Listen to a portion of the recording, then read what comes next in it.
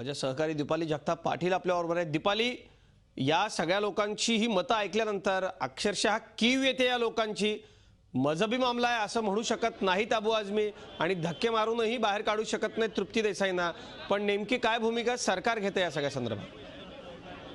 अजित, थोड्याच वेळात तृप्ती देसाई आणि त्यांच्या ज्या सहकारी आहेत त्या हाजी अली दर्ग्याच्या प्रवेशद्वाराजवळ पोहोचणार आहेत आणि त्यामुळेच इथे सध्या तरी विविध राजकीय संघटना ज्या आहेत त्या इथे पाहायला मिळतात। त्यांच्या प्रतिक्रिया आपण ऐकल्या आणि एकंदरीत इस्लाम लॉ मध्ये, इस्लाम ऍक्ट मध्ये कोणी हस्तक्षेप करू नये असा इशारा दिला आणि केल्यास जी परिस्थिती उद्भवेल त्याला मुंबई पोलीस जबाबदार असतील असं देखील वक्तव्य करण्यात येत आहे। त्यामुळे तृप्ती देसाई यांच्या आंदोलनाला आता कोणतं वळण लागतं याकडे सगळ्यांचं लक्ष आहे। सध्या तरी या सगळ्या बाबतीत जी आहे ती प्रशासनाची भूमिका स्पष्टपणे आपल्याला कळत नाहीये। पोलीस बंदोबस्त तर या ठिकाणी जोरदार लावलेला आहे।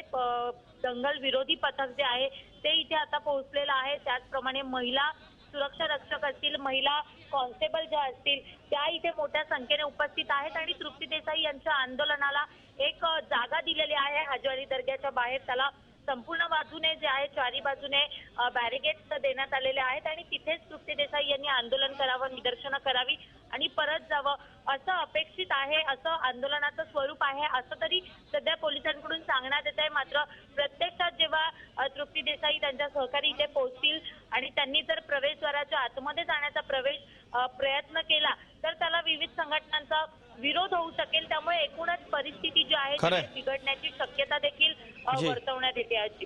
पण दीपाली, या सगळ्यात एक गोष्ट आहे ती म्हणजे हिंदूंची धर्मस्थळं, मुस्लिमांची धर्मस्थळं असा भेदभाव न करता या हाजी अली दर्ग्याला देशभरातले सर्व धर्मीय नागरिक जातात आणि इथं महिलांना प्रवेशाचा हक्क दिला गेला पाहिजे खरं तर। आणि जी भाषा या मुस्लिम संघटनांची, मुस्लिम संघटना म्हणता येणार नाही, मुस्लिम राजकीय पक्षाच्या नेत्यांची आहे ती चुकीची आहे।